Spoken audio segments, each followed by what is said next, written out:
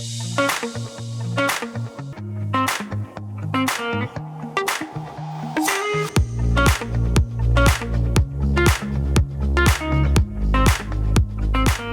வணக்கம். நான் Hema Subramanian. Welcome to home cooking Tamil.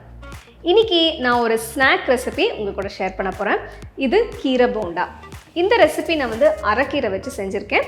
So நீங்கள் வேறு எந்த கீரை வேணால் கூட வச்சு நீங்கள் செய்யலாம். ஸோ வாங்க இந்த கீரை போண்டா எப்படி செய்யறதுன்னு பார்க்கலாம்.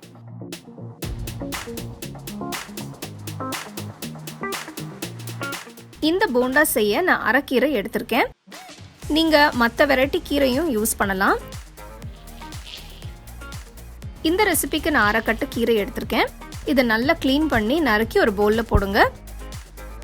இதோட 2 கப் கடலை மாவு,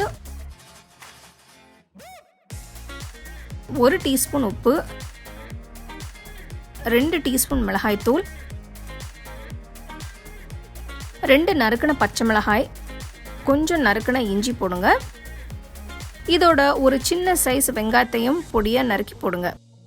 போட்ட பொருட்கள் எல்லாத்தையும் ஒரு தடவை மிக்ஸ் பண்ணுங்க. அடுத்து இதில் தேவையான அளவு தண்ணியை ஊற்றி சரியான பதத்துக்கு கிண்டுங்க. மிக்ஸ் பண்ணதுக்கப்புறம் தேவைப்பட்டால் கொஞ்சம் கடலை மாவு போட்டு கரெக்டான கன்சிஸ்டன்சிக்கு மிக்ஸ் பண்ணிக்கோங்க. போண்டா செய்யறதுக்கு முன்னாடி இதில் ஒரு சிட்டிகை சமையல் சோடா போட்டு மிக்ஸ் பண்ணுங்க. போண்டா மாவு கொஞ்சம் கெட்டியாக விழுற பதத்துக்கு இருக்கணும். போண்டா மாவு இப்போ ரெடி. கடாயில் பொரிக்கிறதுக்கு தேவையான அளவு எண்ணெயை ஊற்றி சூடு பண்ணுங்க.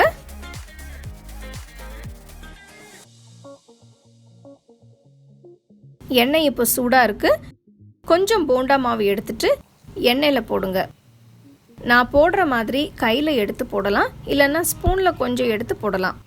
ஆனால் எண்ணெயில் போடும்போது கவனமாக போடுங்க.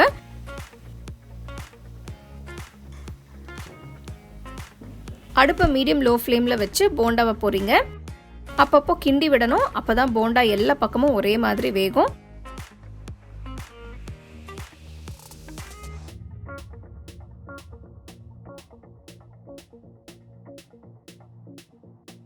நல்ல ஒரு கோல்டன் ப்ரௌன் கலர் வந்ததும் எடுத்துருங்க. சுவையான கீரை போண்டா இப்போ ரெடி. இந்த ரெசிபிக்கு நீங்கள் எந்த விதமான கீரையும் யூஸ் பண்ணலாம்.